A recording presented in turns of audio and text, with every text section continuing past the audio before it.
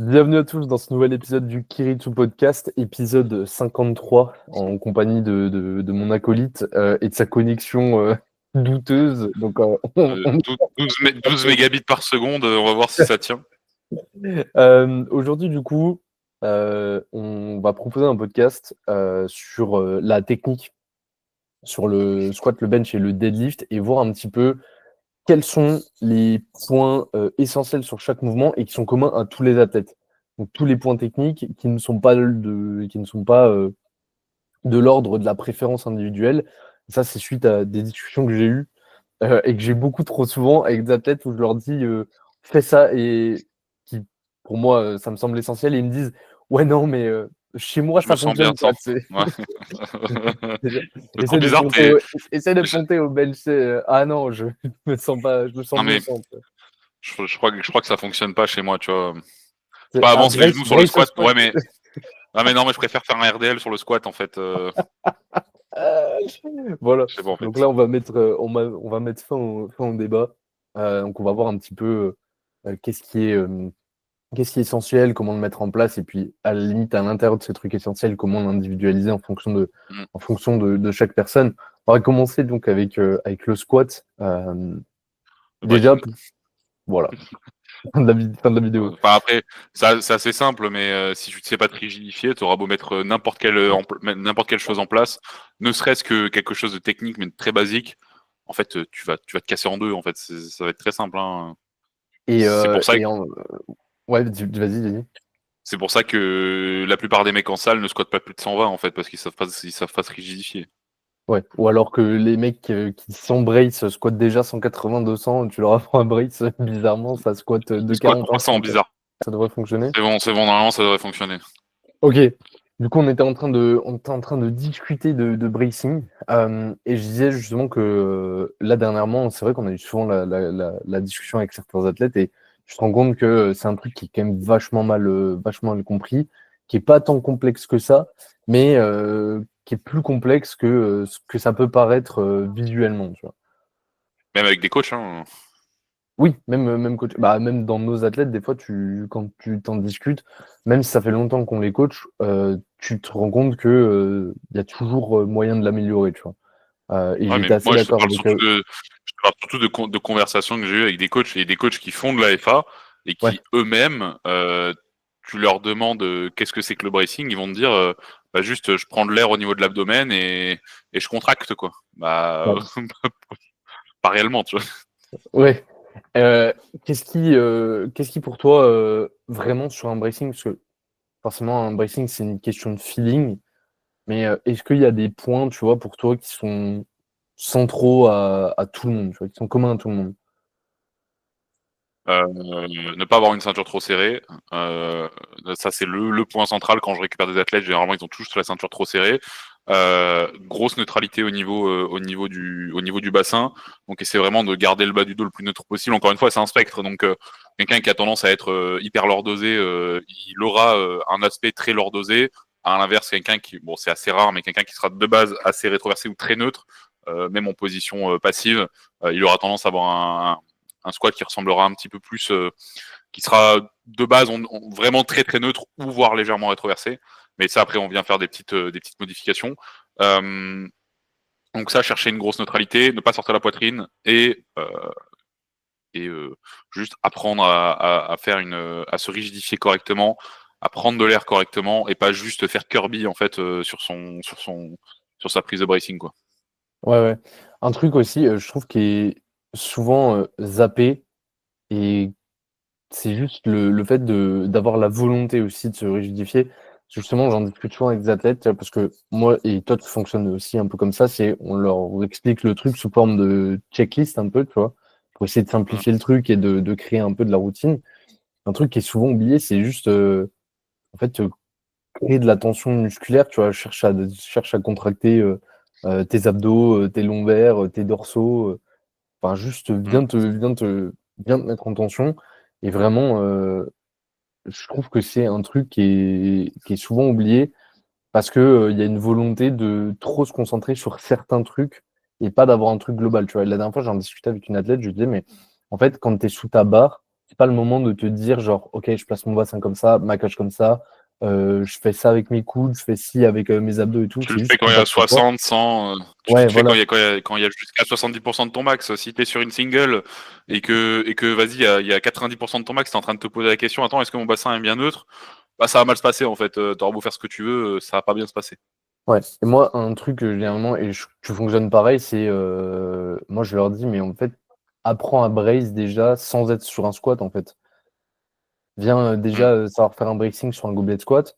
Là, sur un goblet squat, tu peux te concentrer sur un milliard de trucs. Et en gros, créer les connexions dans ton cerveau pour qu'une fois sous la barre, tu te dis juste bracing et que ça fonctionne et que tu n'aies pas besoin de te dire mon bassin, ma cage, mes dorsaux, mes abdos, mes lombaires, ma ceinture, etc. quoi. Ouais, et au-delà de l'aspect juste purement rigidification de la chaîne abdominale, c'est surtout rigidification pardon, de l'entièreté du corps en fait. C'est-à-dire que tu es sur un squat, tu as 300 kilos sur les pattes. Bon, je donne l'exemple de 300 kilos, mais tu prends 200 kilos sur les pattes.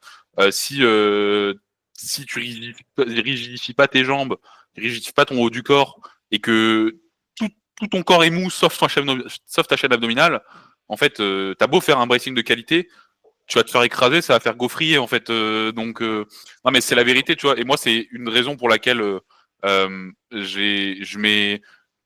Ça se voit en fait quand je me set up que je fais un peu les choses violemment, tu vois. Genre, je rentre dans ma barre, on voit vraiment que j'ai l'intention de la tordre sur mon dos. Quand je prends mon bracing, on m'entend souvent faire des micros expirations. On dirait que on dirait un éléphant quand je fais mon bracing.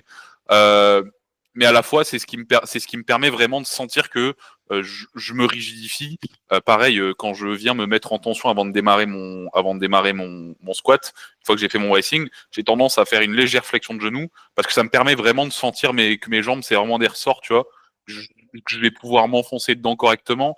Ça me permet vraiment directement aussi d'engager un petit peu mieux mes genoux dès le départ, ce qui est ma problématique première. Mais imagine en fait, au-delà de je me rigidifie au niveau de mon tronc, viens contracter tes cuisses. Bon, c'est un peu exagéré, mais viens contracter ton haut du corps. Si t'es pas activement pendant l'entièreté de ton squat en train d'essayer de casser la barre sur ton dos, et c'est ça qui va te permettre aussi de rigidifier l'entièreté de la barre et qui va empêcher aussi la barre de rouler. T'auras beau faire ce que tu veux, en fait, ça va pas fonctionner. Ou alors, tu vas avoir une perte de force de malade mental, quoi. Ouais, je suis assez d'accord.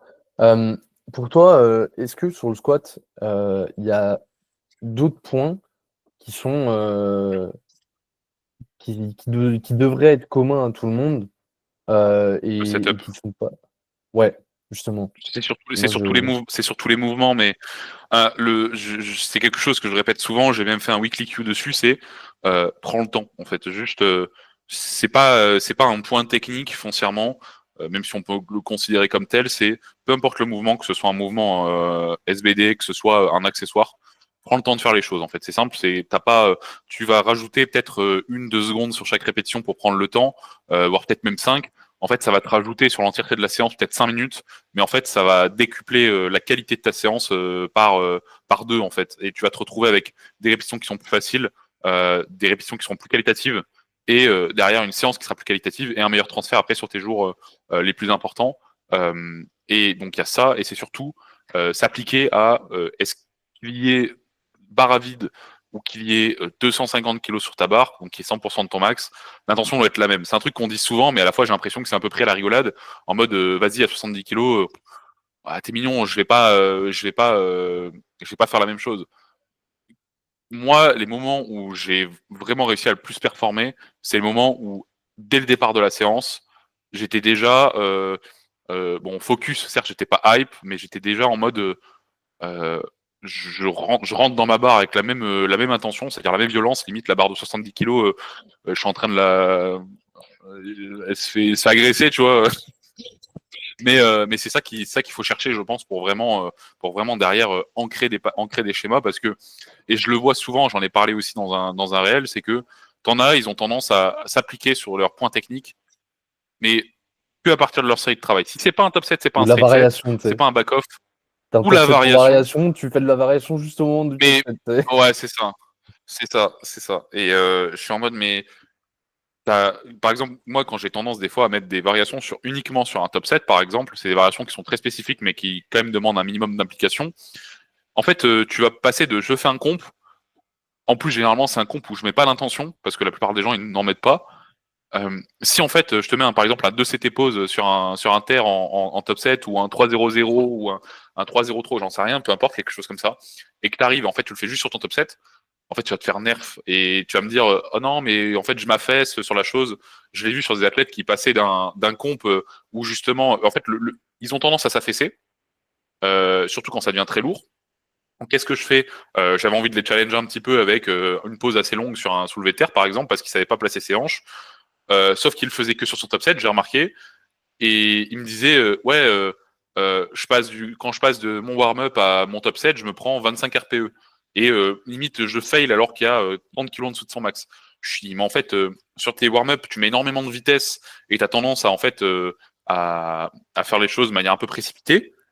Et tu arrives sur ton top set, en fait, tu essaies de mettre en place la chose, mais tu sais même pas comment le faire. En fait, tu arrives dessus, il se passe rien. En fait, tu as beau essayer de poser, en fait, ton corps n'est pas prêt en fait à le faire, tu vois. Donc prépare-toi, monte sur ta variation. Tu as des variations où c'est pas réellement nécessaire. Un 3-0-0, enfin un tempo long, c'est pas réellement nécessaire, mais à partir du moment où il y a une modification réelle ou du pattern de mouvement ou du timing d'exécution, hormis un timing de descente, à mon sens, c'est ultra important de conserver cette variation même sur le warm-up, tu vois. Ouais. Voilà. C'est vraiment un truc, sous-côté. J'ai l'impression qu'il y a trop d'athlètes qui ont l'impression que tu sais, ton système nerveux, c'est on-off. Tu as juste à dire, bon, bah, vas-y, là, c'est mon top 7, que ce soit pour la hype et donc vraiment juste ta faculté à mettre de l'intention, produire de la force, ou que ce soit respecter une variation, réussir à te mettre dans une bonne position. Le truc, c'est que de la même manière que tu vas échauffer tes tissus, tu vas échauffer ton système cardiovasculaire, etc., ton système nerveux, tu dois aussi l'échauffer, doit aussi y avoir une montée Mm. en intensité progressive, tu vois. Si tu mets pas d'intention, si tu fais pas déjà ce que tu vas faire sur ton top 7, bah, tu te tires une balle au pied. D'autant plus que, et ce que je répète souvent, c'est que de la même manière que tu prends des bonnes habitudes en faisant les choses sur chacune de tes barres, bah, les mauvaises habitudes, tu les prends aussi en. C'est pas parce qu'il y a 70 kilos que tu peux pas prendre, ancrer des bonnes habitudes comme des mauvaises. Tu vois. Donc, Mm, mm. si tu as allez, 30% de ta séance, c'est ta montée en gamme et que tu la bâcles, bah, tu as 30% de ta séance qui est bâclée. Tu vois. Mm. Même si c'est C'est pas ça. vraiment un point technique, quoi, mais et c'est un point que tu retrouves En- sur tous les moments. Moi, un truc que j'aime bien donner comme exemple, c'est un athlète, je lui dis, mais surtout des athlètes qui ont un max relativement bas, c'est est-ce que s'il y avait 300 kilos sur la barre, tu ferais la même chose, tu vois? Je leur demande, ils me disent, bah non. Je dis, bah pourquoi tu le fais alors? Ouais. Je dis, pourquoi tu mets pas la même intention en fait?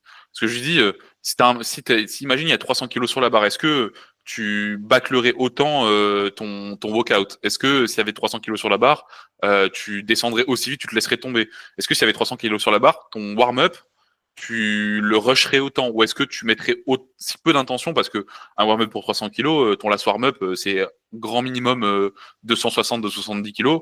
Je pense que tu as quand même besoin d'un peu de concentrer pour y aller, tu vois. Donc, bah, il faut quand même mettre de l'intention. Et c'est le problème, c'est que beaucoup se disent, ceux qui ont des max sub 200 kilos, ils se disent, ouais, c'est bon, c'est tant. Ouais, mais en fait, ça reste X kilos, en fait, tu vois. Je veux dire, si tu mets pas d'attention, il va rien se passer. C'était, je crois que c'est Mike Tuchrer qui dit ça, mais je suis vraiment pas sûr. Mais il disait, genre, si tu veux faire bouger 200 kilos comme s'il y en avait zéro, faut que tu fasses bouger une barre à Les vide comme s'il zéros, y avait comme ça avait 200 200. kilos. Ouais, voilà. Et Mm, ça résume bien tout ça. Moi, une question que j'ai, ça, c'est un truc, je pense que sur le squat, c'est le truc qui me trigger le plus. C'est les athlètes qui ont tendance à, tu sais, hausser les épaules, remonter les coudes ouais. quand ils font leur bracing. Pour moi, ça, c'est un truc qui me trigger chez tout le monde et que j'ai tendance à vouloir corriger.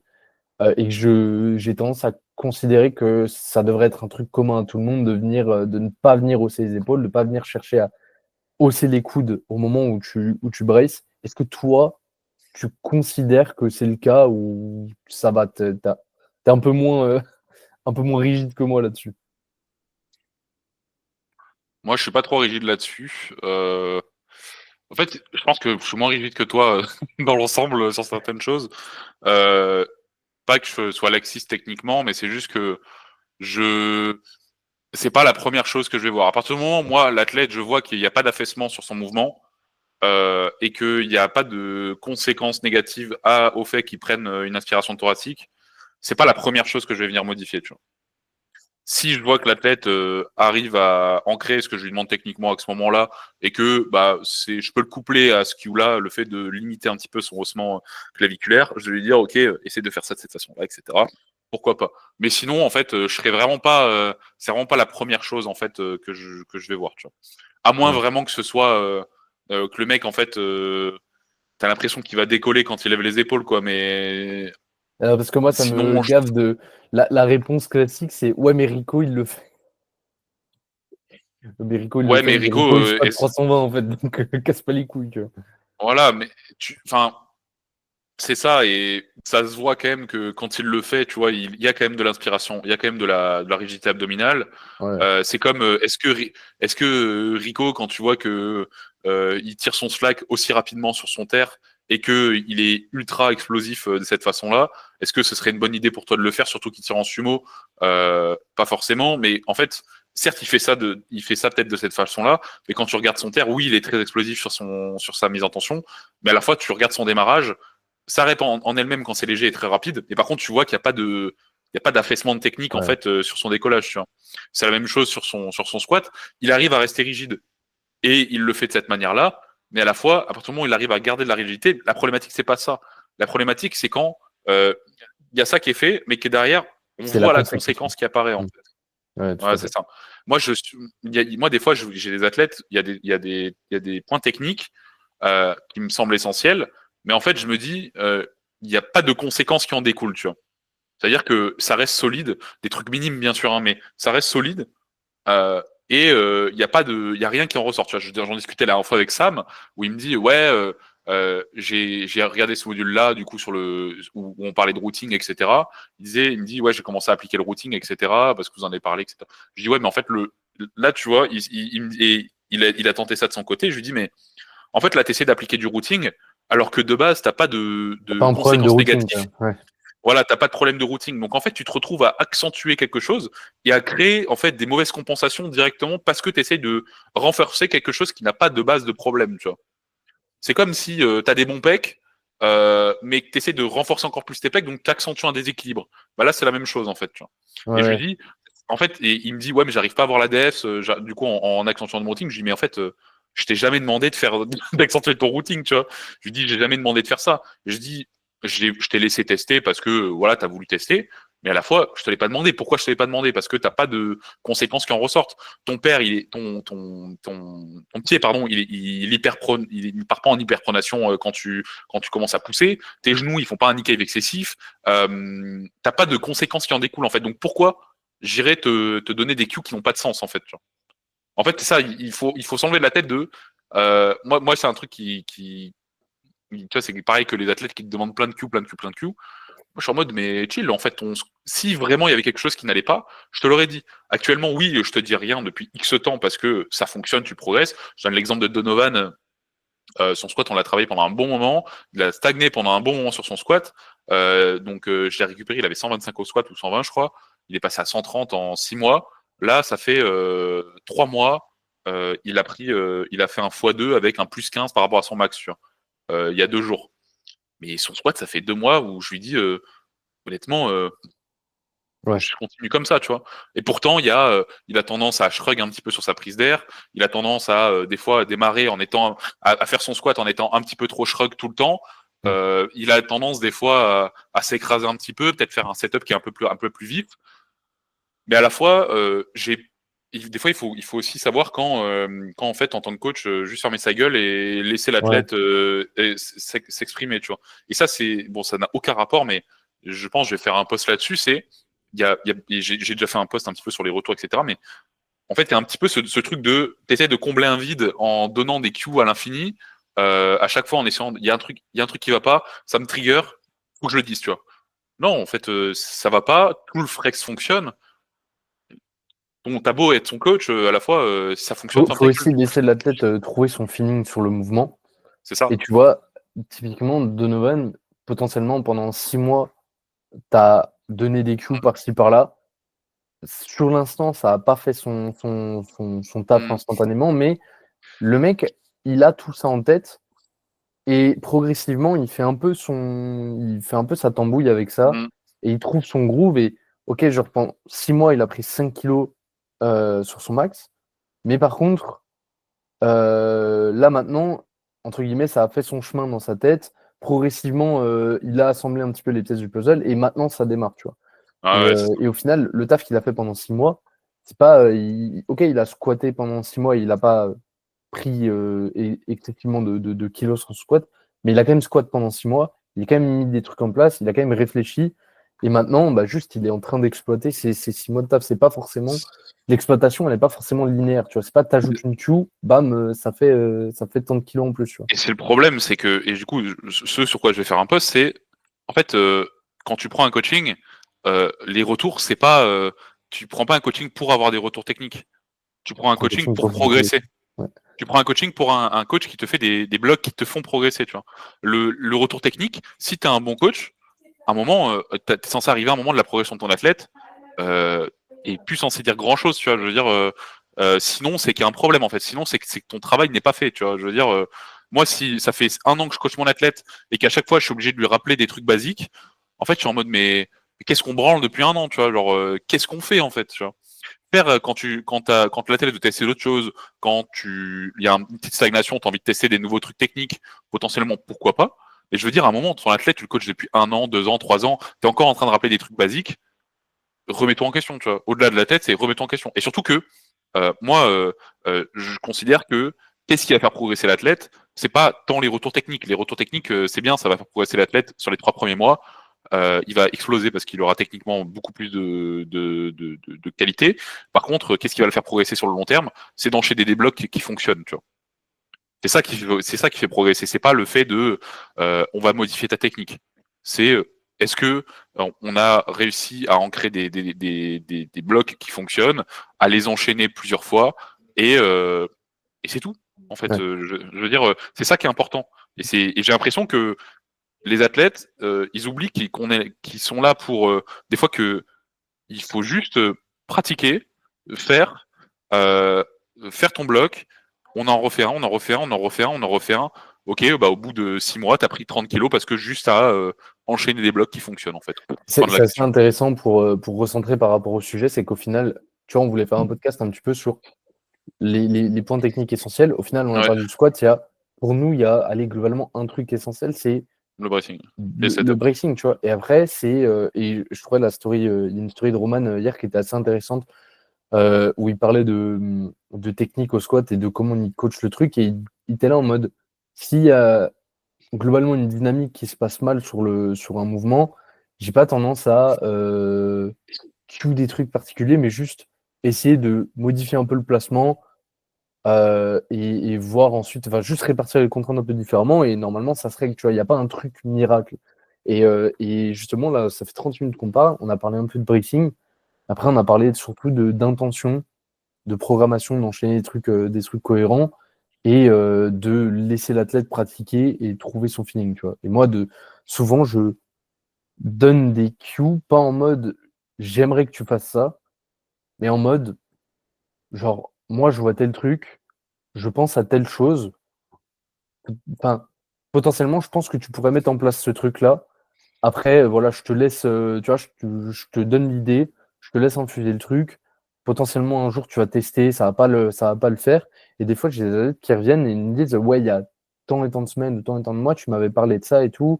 Sur le moment, j'avais pas trop apprécié, j'avais pas trop capté le truc. Mais là, je l'ai mis en place, j'y ai pensé un peu différemment. Et en fait, ça fonctionne. Et je pense que l'idée aussi en termes de retour technique, c'est de juste donner des clés et après laisser l'athlète faire ses essais-erreurs tout seul, tu Ouais, vois. À ça veut partir pas du être moment où sa technique, elle est pas. Ça veut pas dire que le retour technique, c'est pas le boulot du coach. Ça veut juste dire que il y a un moment où ton coach, il est aussi juste là pour dire t'as réussi à le faire, t'as pas réussi à le faire. Enfin, c'était bien, c'était un peu moins bien, continue de t'appliquer là-dessus, tu vois. Moi, du coup, j'ai eu pas mal de retours sur la publication que j'ai faite, qui a bien fonctionné. Et en fait, juste des fois, en fait, il faut juste dire à la tête quand c'est bien, ça va le mettre en fait, ça va juste entretenir un petit peu sa dynamique d'intention, etc. Et lui dire, ok, tu sors juste un tout petit peu trop du cadre. Quand je parle du cadre, c'est techniquement, ça s'affaisse un petit peu. Reconcentre-toi un petit peu sur la chose et ça va bien se passer, tu vois. Bien sûr, j'ai des athlètes où ils ont des retours techniques assez concrets tous les jours, et j'en ai d'autres. Je redonne l'exemple de Donovan, très classique, mais je lui dis juste c'est bien depuis 1 mois et demi, tu vois. Aussi parce qu'il approche d'une comp là dans 4 semaines, mais ça progresse. Pourquoi il a appris, il a galéré à 115 au bench à sa comp. Là, il a fait 117,5 RPE6. Il vient de faire 5 fois 107 hier. Il a fait 170 qu'il avait fail en comp. Là, il a fait 172 RPE6 il y a 2 semaines. Il a fait 140 x 2 au terre, tu vois. Et c'est au squat, pardon. Et c'est pareil. Je suis en mode son terre. J'ai fait une story là-dessus, mais ça a ralenti pendant 1 ou 2 mois. Euh, j'ai analysé un petit peu. Je me suis dit, ok, il manque un petit peu de polarisation. Ce secondaire est trop poussé. Donc parce que moi j'ai tendance juste à mettre un format démarrer assez bas, le pousser pas mal. Ça fonctionnait bien au début. J'ai analysé. J'ai dit, ok, je vais essayer de rediminuer un petit peu le stress. Donc j'ai juste diminué un petit peu la charge, mis un petit peu l'intensité dessus. Euh, Bizarre, foncièrement, j'ai rien changé sur sa prog à part diminuer de 10% sur l'ensemble. La progression a été relancée, il a repris 10 kilos sur son terre, tu vois. Le problème, c'est qu'il y a beaucoup de choses où enfin, tu le comprends aussi avec le temps. Et des fois, les athlètes, quand ils n'ont pas beaucoup de recul, ils ont du mal à le visualiser, tu vois. Et moi, je me faisais la remarque la dernière fois. Je regardais mon squat et je me disais, putain, mais en fait, je commence juste à réussir à faire un truc que Romain, il y a 2 ans, me demandait de faire et il me disait, j'étais un croton, il me disait, non, pas ça, toujours pas ça, toujours pas ça. Alors, il essaie de reformuler, tu vois, mais enfin, c'est un truc, j'ai terminé le coaching avec Romain, j'arrivais toujours pas à le faire. Et là, genre, je commence seulement à le réussir, un point technique, genre que. Et des fois, je disais à mes athlètes, mais vous vous rendez pas compte que, tu sais, il y en a, ça fait 3 semaines que tu bosses un truc et ils ont l'impression d'être des merdes parce qu'ils y arrivent pas, tu vois. Genre, tu sais, mais les gars, il y a des trucs, ça fait 2 ans que je les bosse, je sais toujours pas le faire, tu vois. Ça fait 8 ans que je fais de l'AFH, j'ai toujours pas maintenu mon bassin en squat. Hein. Et pour autant, ça m'a pas empêché de progresser. Toi, ça t'empêche pas de progresser, mais c'est juste qu'il y a des choses, ça met du temps, c'est de l'ordre du feeling, c'est de l'ordre de plein de choses, et ça nécessite juste de pratiquer, quoi. Ouais. Euh, pour enchaîner un petit peu sur le bench, parce que je pense que le squat, globalement, on a fait le tour, hein. Le Après, leg c'est de drive. l'ordre de. Ouais. Pour moi, le leg drive, c'est le biasing du bench. C'est con, mais en fait, c'est ce qui permet de rigidifier. Si t'as pas un bon leg drive, c'est comme si t'as pas un bon biasing, t'auras beau faire ce que tu veux, tu vas t'affaisser. C'est aussi simple que ça. Ouais, moi, l'image que je donne souvent, c'est. Ouais, en fait, dis-toi que plus la barre elle est proche de toi, plus ton haut du corps il est en étirement, donc faible. Et genre, imagine que tes jambes, elles prennent le relais au plus la barre se rapproche de toi, tu vois. Mm. Schématiquement, c'est un peu ça. Et moi, la cue que j'utilise tout le temps maintenant, qui vient de toi, c'est juste mets tes fesses en lévitation, tu vois. Mm. Enfin, ça, je crois que je le répète, mais c'est le premier truc que je répète aux gens Viens juste effleurer le banc avec les fesses, ça Ouais. s'arrête là. Et ça, et après, je pense que quand même le setup a Je crois que c'est le beaucoup mouvement plus. sur lequel ça a le plus d'impact. Ouais. Bah, au lieu d'avoir 2 points de contact sur un squat avec tes pieds et le dos avec la barre, là, t'en as 25, tu vois, t'as tes mains, ta tête, tes pieds, tes fesses, Tes des fois épaules. même des fois même tes genoux quand tu viens serrer le banc. Enfin, il y a plein de choses qui sont en contact et Ouais. ça demande beaucoup plus de précision. Et justement, le fait de faire une checklist a du coup beaucoup plus d'importance sur le bench. Et le point surtout de prends ton temps a beaucoup plus d'importance sur le bench. Là, j'ai commencé le coaching avec Loé depuis lundi. Euh, et son bench, elle rush, elle rush, elle rush, elle rush. Je dis, mais là, juste prends ton temps, tu vois. Je veux dire, au-delà de toute optimisation possible, ce qui compte le plus sur chacun des mouvements, peu importe ce que c'est prends ton temps. Au plus tu feras les choses lentement, dans une moindre mesure bien sûr, et au plus tu prendras le temps de faire les choses, au plus ce sera qualitatif en fait. C'est simple. Tu peux rush ton setup comme toi, par exemple. Enfin, dans l'absolu, il paraît rush, il est pas rush, mais je veux dire, tu Et passes très vite sur un banc, mais parce que ça fait 8 ans que tu benches et que à tous les moi. bancs sont carrés, tu vois. Ouais, et encore, je veux dire, je prends, là, beaucoup de temps, beaucoup de fois où je me place, je suis obligé de me renlever et de me replacer entièrement parce que je me trouve mal placé, tu vois. Je Ouais. donne l'exemple. Bon, je t'ai toujours pas fait le retour. Je donne l'exemple de mon bench. J'avais un triple à 175. J'ai dû scinder la série en deux. J'ai fait 2 reps puis une en m'enlevant et en me replaçant parce que je m'étais mal placé et que du coup, la difficulté de la série était bien plus dure que ce que ça aurait dû être, tu vois. Ouais. Et que du coup, ça me tirait sur le pec, etc. Bon, au final, tout se passe bien, tu vois, mais j'ai dû me reposer et me replacer en conséquence. Voilà. Complètement d'accord, mais heureux d'apprendre en tout cas que tu as réussi ton triple à 175. Qui va m'empêcher, en fait. Qui va m'empêcher. En plus, j'arrive toujours sur ce jour-là, je suis ultra désentraîné, je me sens toujours nul. Au final, chill. Voilà. Qui Chill. va m'empêcher.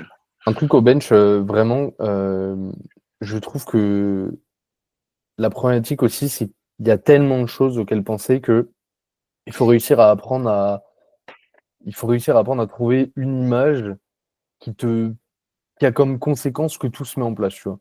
Et à un moment, je coachais le bench en mode, je parlais de dépression scap, de rétraction, d'écraser sa nuque et mes couilles et tout. Et en fait, de plus en plus, je dis genre juste, en fait, glisse sur ton cou. Et de toute manière, en fait, la conséquence, c'est que pour faire ça, tu vas devoir tourner ton corps de sorte à ce que tu te retrouves bien placé, tu vois. Et je pense que c'est aussi important, ça pour certains athlètes, d'essayer des fois de débrancher un peu le cerveau. Autant je râle quand des athlètes, tu as l'impression que les gars, ils sont en roue libre dans la séance, genre tu regardes les mouvements, tu te dis mais à quoi il est en train de penser là actuellement, à tout sauf sa séance. Autant je trouve que l'extrême inverse de trop surcomplexifier le truc, ça peut aussi te tuer Ouais, techniquement, tu vois. vraiment. Surtout que derrière, quand tu te retrouves à penser un milliard de trucs techniquement, t'en oublies le truc le plus important qui est de juste pousser, quoi. Ouais. Tu perds aussi énormément d'influx nerveusement. C'est tellement un truc, c'est qu'on voit tellement de trucs il faut techniquement faire ça, il faut faire ça, il faut faire ça, il faut faire telle programmation, mais en fait, il faut juste que tu pousses en fait. Je veux dire, à l'époque où il y avait moins de complexification, je trouve, des techniques d'entraînement, etc. euh, En fait, les mecs qui faisaient du power, en fait, ils étaient juste à la salle, ils poussaient, ils se démolissaient. Je prends l'exemple de Ronnie Coleman, avant qu'il fasse du body, quand il se la butait au powerlifting.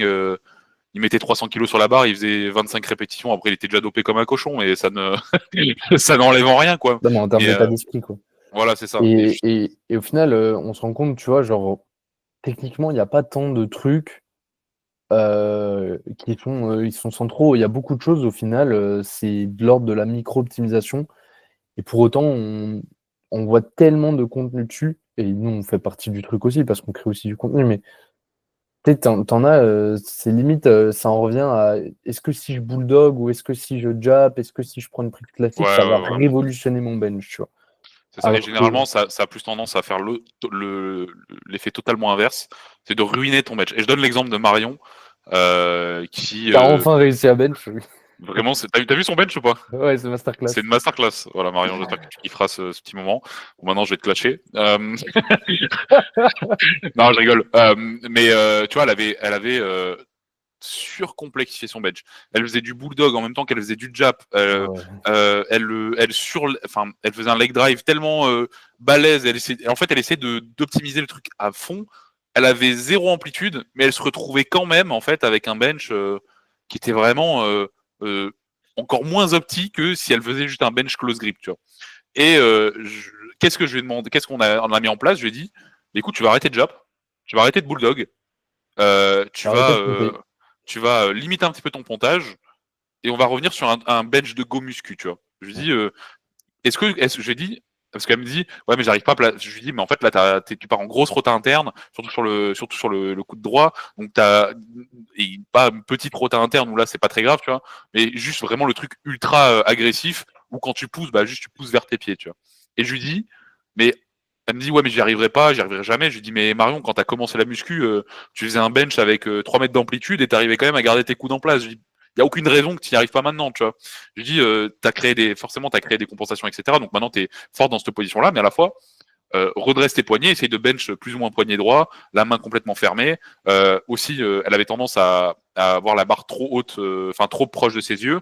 Je lui dis juste, essaye de démarrer avec la barre beaucoup plus au-dessus de la poitrine directement. Et elle se retrouvait maintenant à avoir une technique de plus en plus stable c'est bien mieux en fait, tu vois, genre on est revenu sur un truc très basique. Et ce qui est bien, c'est que on a reculé un petit peu l'optimisation, mais vu que maintenant elle est en train de retrouver progressivement un petit peu son groove je suis revenu sur un truc très simple. Je sais très bien que derrière, par exemple, si j'ai envie de lui réintégrer un bulldog pour qu'elle ait un axe de trajectoire bien plus intéressant, je pourrais le réintégrer et à la fois elle va pas perdre ces trucs-là Elle qu'elle va a mis pas en place. retomber dans l'excès. C'est ça. Parce qu'en fait, c'est le problème, c'est qu'on se dit, ok, il y a un problème sur ma technique, je vais essayer d'optimiser ça. En fait, à essayer d'optimiser quand c'est déjà mauvais, en fait, ça se dégrade en fait. Tu vois. Et Ouais. la question que je me suis posée, tiens, parce qu'on a essayé ça fait quand même quasi 6 mois que je coach Marion, et j'étais en mode putain, mais on a essayé pas mal de choses. Pendant longtemps, j'ai essayé de lui expliquer les choses différemment. Là, elle a fini sa comp.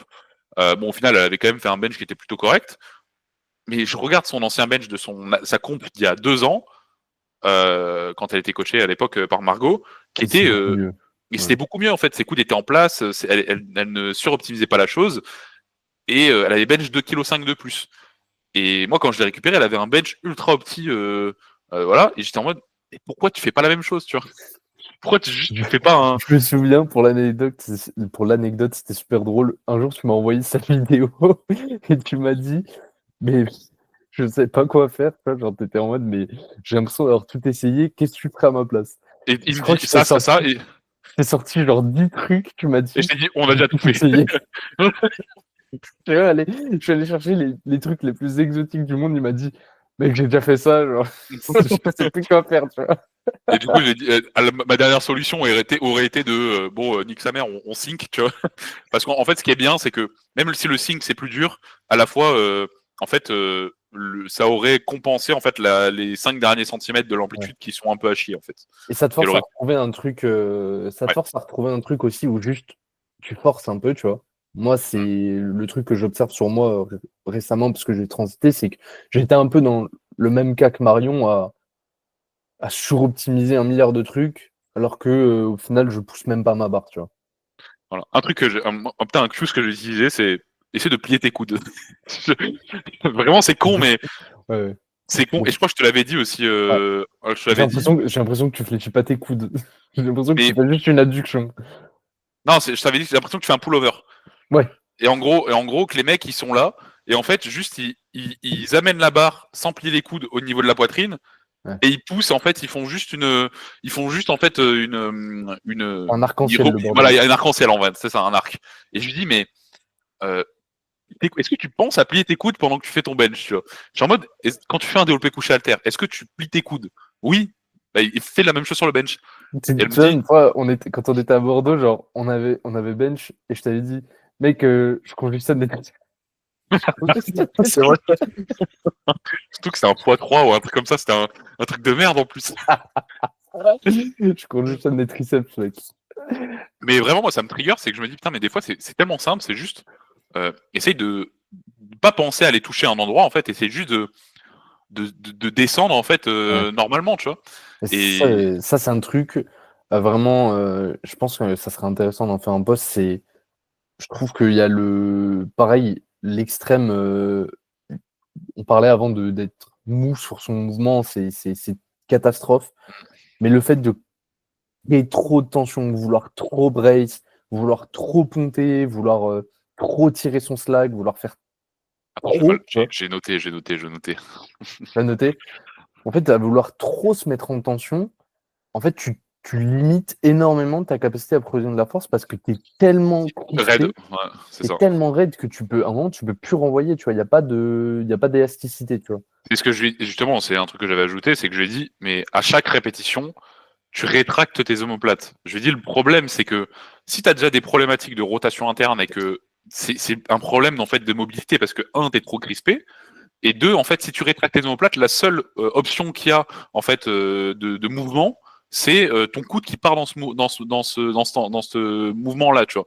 Je lui dis, au lieu de penser à ça, essaye de ne pas les rétracter et juste de partir dans la position dans laquelle tu es.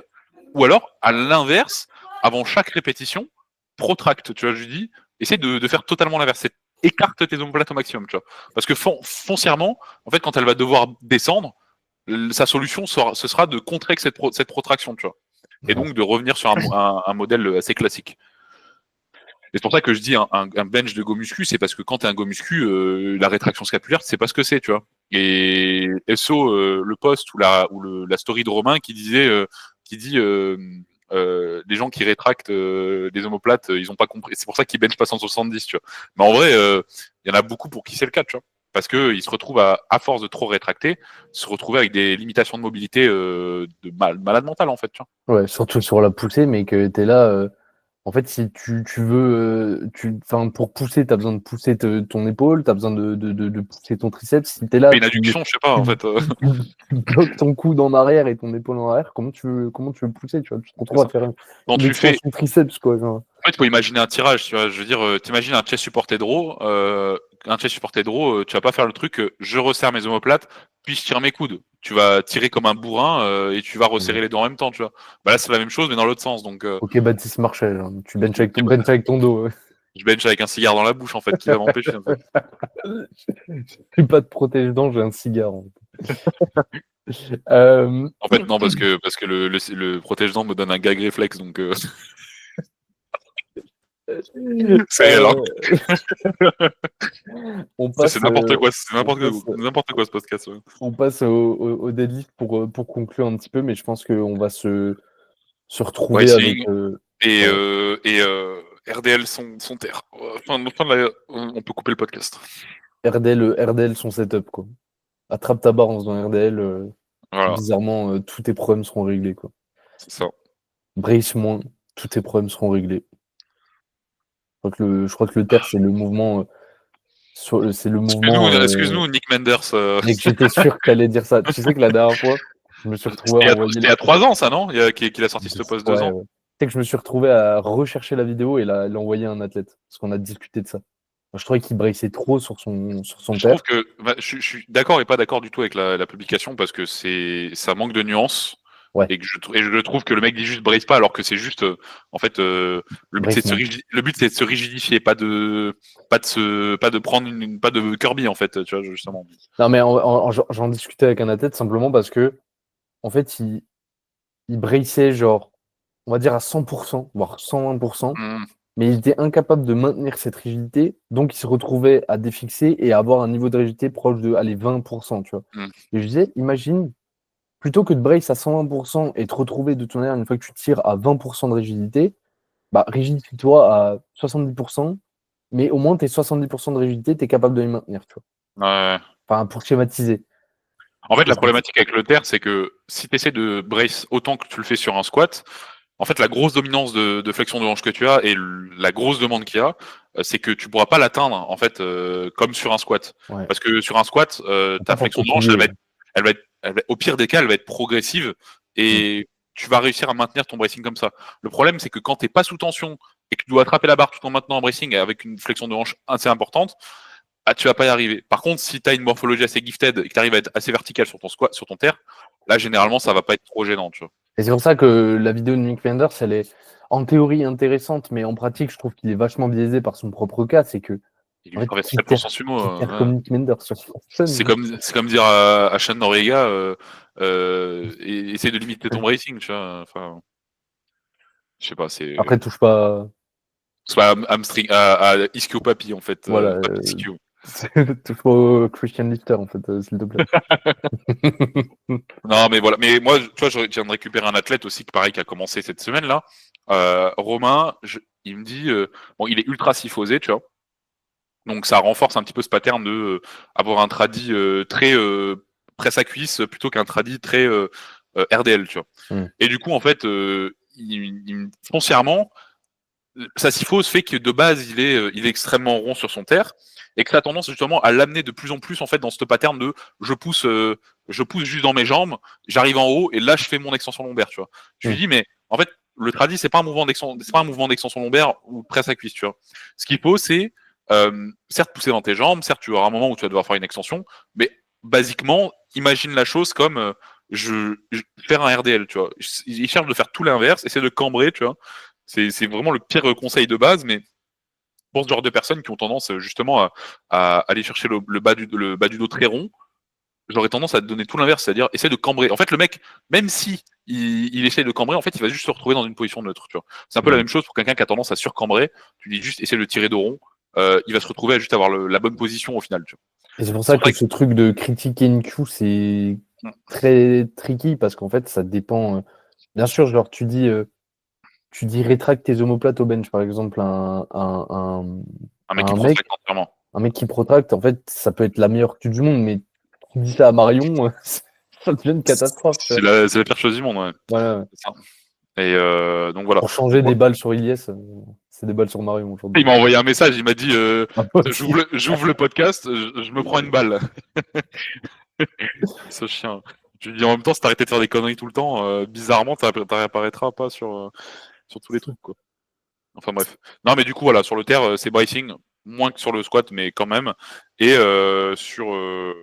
et juste, en fait, arrêtez de squatter votre terre, en fait.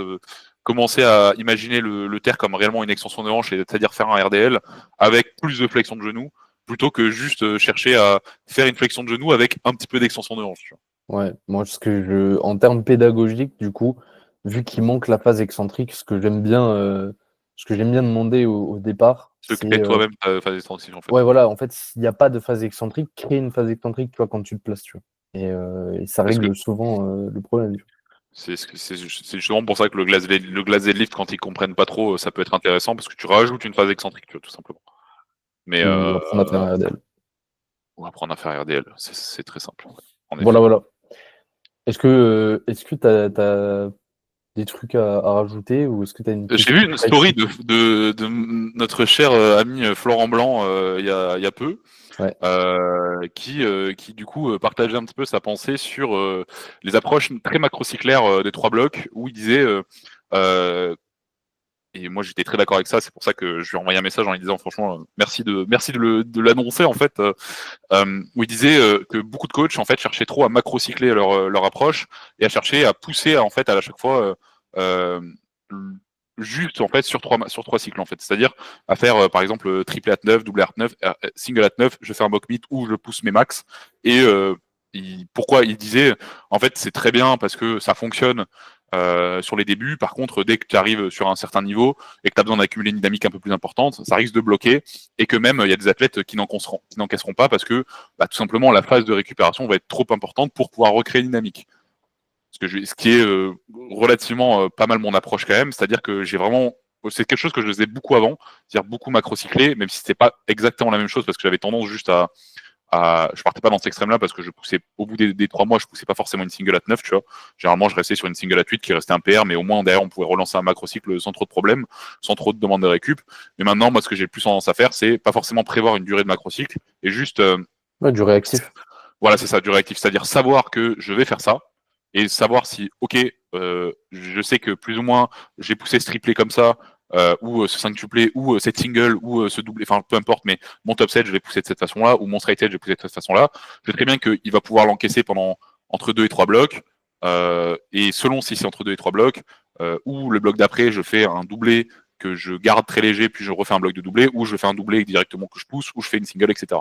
Et je trouve ça très intéressant parce que c'est quelque chose qu'on parle pas beaucoup, et on parle souvent de ouais, en force, il faut pas trop pousser, etc. Généralement, on prend une approche de 12 semaines, mais en fait, 12 semaines, je te donne un athlète qui a des grosses des capacités de récupération vraiment à chier.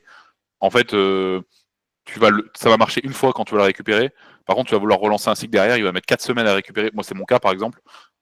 Et tu vas pas réussir à le faire progresser. Et justement, viser ce truc de là, on encaisse en fait plusieurs blocs très simples et juste on pousse le truc jusqu'à exploiter le format et que à ce moment-là tu pousses par exemple un top set assez lourd ou juste tu fais un test, bizarrement ça fonctionne. Tu vois. En fait, Moi, j'en discutais la dernière fois avec Ethan, parce que Ethan, quand je l'ai récupéré, il avait un niveau débutant, Hmm. et du coup, mais en fait, limite, il pouvait faire des max toutes les semaines, tu vois. Et je lui donnais l'image de, en fait, plus tu vas avancer, au départ, tu peux faire des max toutes les semaines.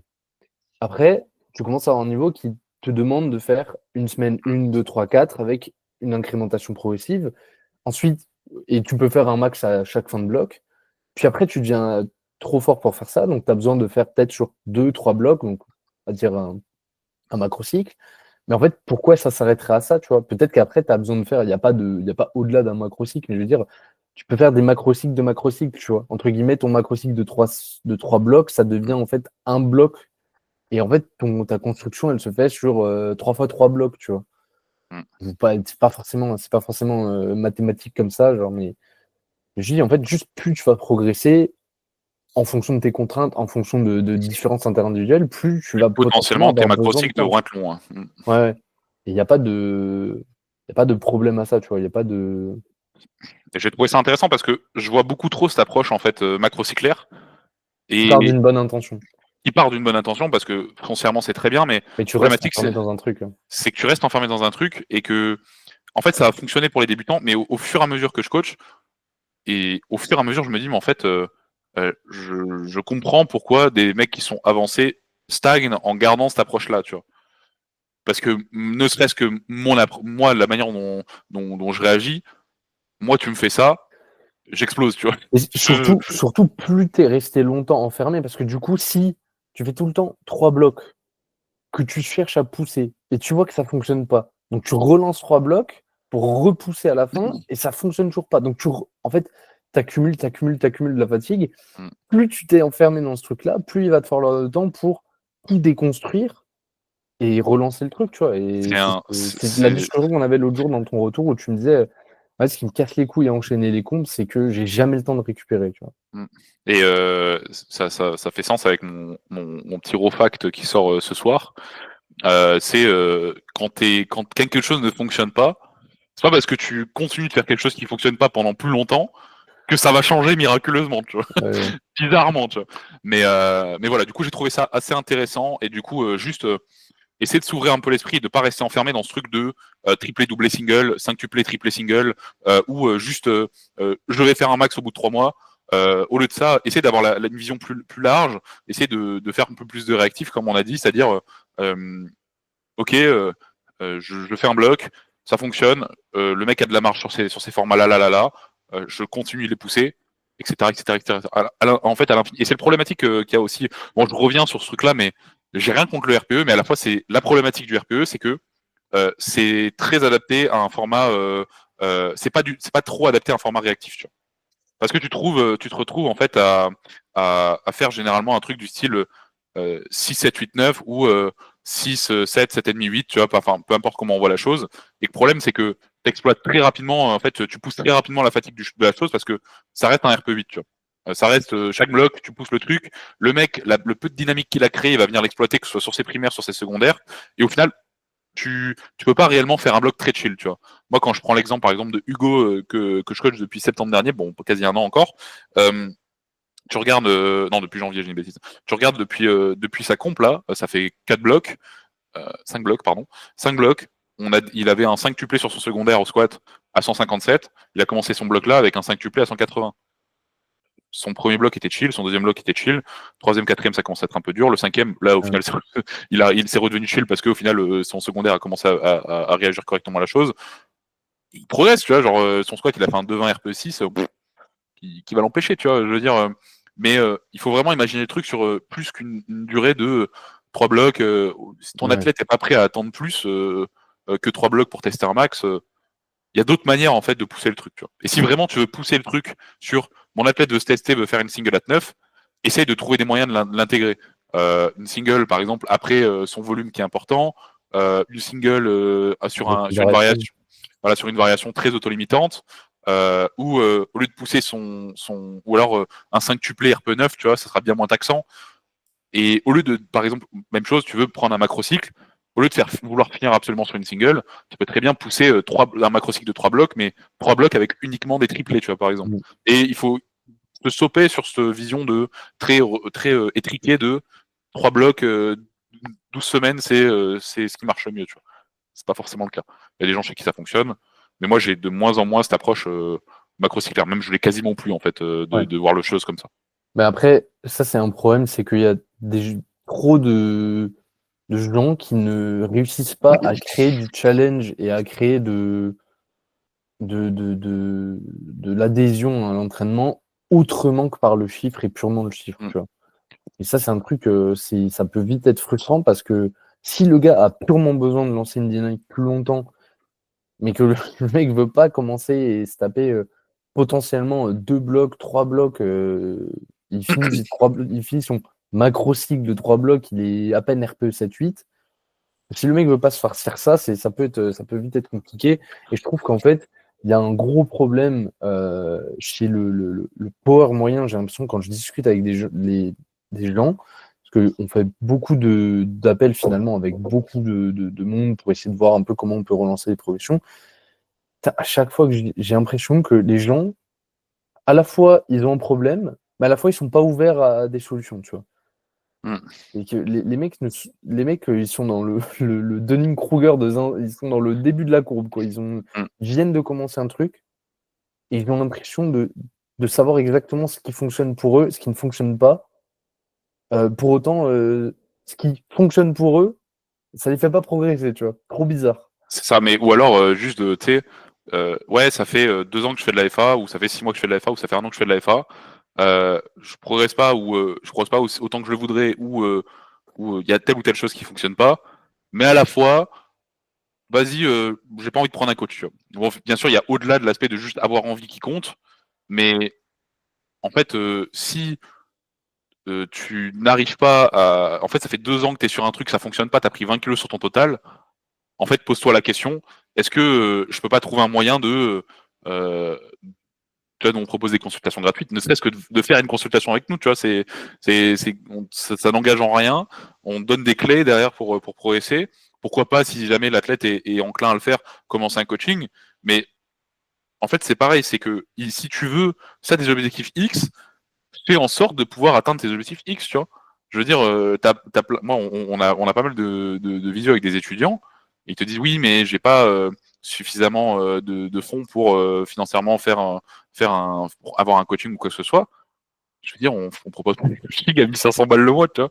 Je sais con, mais la plupart des étudiants pourraient, ou même bon, ça va être très mal vu ce que je vais dire, mais ça n'empêche pas de travailler 3 heures par semaine pour à la fin du mois se retrouver avec, j'en sais rien, 200 balles de ton travail ou quoi que ce soit. Et nous, on dit ça parce que on a beaucoup d'étudiants qu'on coach qui l'ont fait, tu vois, qui se sont dit j'ai envie Nous-mêmes, d'avoir on un l'a coach. fait. Je l'ai fait, Nathan l'a fait. On a beaucoup d'étudiants de nos athlètes qui le font. Ils se sont dit, en fait, ma progression ne me satisfait pas. Je suis investi dans le sport. Pour progresser, j'ai envie de prendre un coaching. Je me mets à travailler. Et ça leur demande pas beaucoup, tu vois. Ça leur demande 5 heures sur leur week-end, tu vois. Je veux dire, c'est pas non plus grand chose d'investissement, tu vois. Mais encore une fois, ce n'est pas une critique pour qui que ce soit, mais si tu as envie de vraiment progresser, Ouais. tu peux trouver les moyens pour le faire, tu vois. Voilà. Donc ça, et j'avais un autre truc que je voulais parler. Qu'est-ce que c'était? Euh, je sais plus. Je sais pas, j'avais des trucs qui me popent dans la tête. Mais je crois que c'est déjà pas mal là. On est quoi, une petite heure 10 là? La 5G a tenu. Là quoi? La 5G a tenu. La 5 que j'ai tenu, c'est vrai. Mais non, attends, c'est quoi déjà que j'avais vu? C'était une story pareil. Euh, C'était à quel sujet? je sais pas, c'était l'intention, mais je sais plus c'était qui. Euh, enfin bref, je sais pas. Mais L'intention de taser ses athlètes, ça?